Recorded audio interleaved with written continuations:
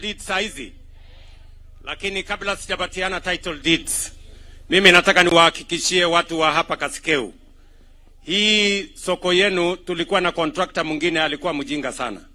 Huyo contractor tumemfukuza. Sasa tumeleta contractor mpya na nimempatia maagizo waziri wangu Alice Wahome hapa ya kwamba hiyo soko miezi 5 peke yake iwe imekamilika, nikuje nipatiane soko kwa watu wa hapa nini. Na huyo contractor ndiye alikuwa anafanya pale Makindu. Pia pale Makindu nimemsafirisha, nimeleta contractor mwingine. Kwa sababu mimi siwezi kubali mama mboga auze mboga mahali kuna jua, mahali kuna mvua, mahali kuna vumbi. Tunataka kuwapatia mahali pazuri pa kufanya biashara yenu. Tunakubaliana jameni? Tuko pamoja? Na hiyo barabara ambayo imesemekana, mimi tayari nimesema na nimeweka pesa ya kutosha. Hiyo barabara imesumbuka miaka nyingi. Lakini sasa hiyo barabara ndani ya miezi 4 itakuwa imekamilika, imefika Kikoko pale juu. Na kutoka Kikoko niliwaambia lazima iteremuke sasa kutoka Chambeke hapa mpaka ifike Jwazini, ifike mpaka Ukia. Na hiyo ya Ukia naenda kuanzia upande ile ingine kutoka Emali inakuja mpaka Ukia. Tunaelewana jameni? Si Ukambani nimesema tutabadilisha.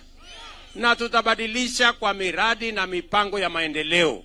Fitina, chuki na ukabila haiwezi kubadilisha Makueni. Ni kweli ama si kweli? Munasema tuungane, tushirikiane, tufanye pamoja. Si Waswahili wanasema umoja ni nini? Si umoja ni nguvu jameni? Munasema tuungane sio? Bas, sasa niko tayari. Waswahili wanasema ahadi ni nini? Na dawa ya deni si ni kulipa. Leo mimi nilisema hapa tutapatiana title deed ya watu wa hapa, na title deed ziko hapa. Na tutapatiana chache, zile zingine mimi nataka DCC wa hapa. Ako wapi huyo DCC? Wana DCC simama hapo. Huyu DCC wenu kaja hapa juu ndio wananchi wakuone vizuri. Huyu DCC wenu nitamuachia title deed zile zingine zote. Ahakikishe ya kwamba kila mwananchi, kama ni leo mpaka kesho, kila mwananchi mpaka aende nyumbani na title deed yake. Nyinyi mnanielewa? Na hiyo title deed imelipiwa na serikali. Hakuna pesa ya kulipa. Wewe unachukua title deed unahama unaenda nyumbani. Tumeelewana watu wa Makueni? Watu wa Kilome tumeelewana?